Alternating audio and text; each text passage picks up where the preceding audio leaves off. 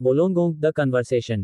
विकिरण का सामान्य उल्लेख अक्सर लोगों में भय पैदा करता है। कुछ लोगों को यह मजेदार लगता है कि विकिरण के जरा से संपर्क में आना आपको हल्क की तरह अगले सुपरहीरो में बदल सकता है। लेकिन क्या यह सच है कि मूल रूप से हमारे आसपास की हर चीज रेडियोधर्मी है? यहाँ तक कि हम जो खाना खाते हैं वह भी हमारे सुपरहीरे न होने के बावजूद क्या मानव शरीर भी रेडियोधर्मी है? हर दिन आते हैं विकिरण के कृत्रिम खोतों में। गलत धारणा है कि विकिरण के कृत्रिम स्रोत प्राकृतिक रूप से होने वाले विकिरण से अधिक खतरनाक होते हैं। हॉलों यह सच नहीं है। ऐसे कोई भौतिक गुण नहीं है जो कृत्रिम विकिरण को प्राकृतिक विकिरण से अलग या अधिक हानिकारक बनाते हैं। हानिकारक प्रभाव मात्रा से वया अंतर है। विकिरण और रेडियोधर्मिता शब्द अक्सर एक दूसरे के स्थान पर उपयोग किए। विकिरण वह है, विकिरण वह ऊर्जा जाते हैं। हालांकि दोनों जो तरंगों या कणों के रूप में एक बिंदु से दूसरे समान नहीं है।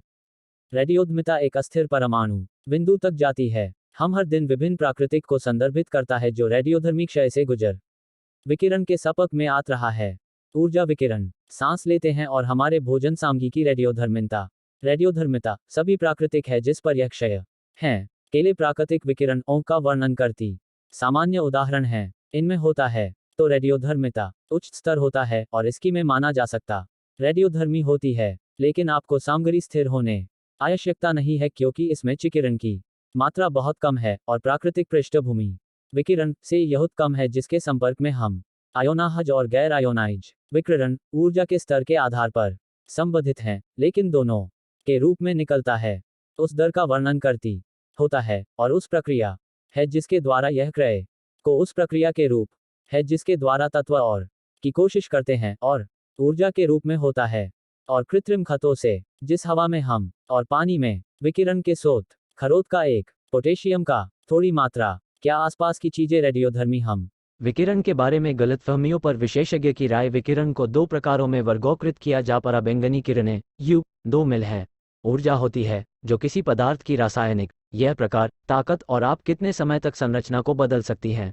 आयोनाइज इसके संपर्क में रहते हैं, इस पर निर्भर करता है। विकिरण के उदाहरणों में एक्स और रेडॉन एक सामान्य नियम के रूप में विकिरण का चट्टानों और मिट्टी में पाई जाने वाली एक ऊर्जा स्तर जितना अधिक होता है नुकसान होने हो रेडियोधर्मी गैस शामिल है। गैर आयोनाइज की संभावना उतनी ही अधिक होती है। उदाहरण विकिरण में कम ऊर्जा होती है लेकिन फिर भी के लिए हम जानते हैं कि आयोनाइज विकिरण के सामान्य स्रोतों में मोबाइल फोन, बिजली की लाइनें और सूरज की और डीएनए को नुकसान पहुंचा सकता है। हम यह भी जानते हैं कि गैर आयोनाइज विकिरण जैसे कि सूर्य से यूवी किरणें हानिकारक हो। विकिरण जोखिम में सब जोखिम शामिल हैं जिससे स्वास्थ्य पर प्रतिकूल प्रभाव पड़ता है जैसे कि जलन, कैंसर या अंधापन। महत्वपूर्ण रूप से क्योंकि इन खतरों को अच्छी तरह से जाना और समझा जाता है इसलिए इनसे बचाव किया जा सकता है। अंतर्राष्ट्रीय और राष्ट्रीय विशेषज्ञ निकाय लोगों और पर्यावरण की सुरक्षा और का उपयोग है। मेडिकल इमेजिंग एक्स और सीटी स्कैन जैसी आयोनाज विकिरण तकनीकों का उपयोग करती है। साथ ही गैर आयोनाज विकिरण तकनीक जैसे कि अल्ट्रासाउंड और मैग्नेटिक रेसोनेंस इमेजिंग MRI इस प्रकार की चिकित्सा इमेजिंग तकनीक डॉक्टरों को के लिए प्राकृतिक पृष्ठभूमि विकिरण की मात्रा को यथोचित रूप से कम रखना,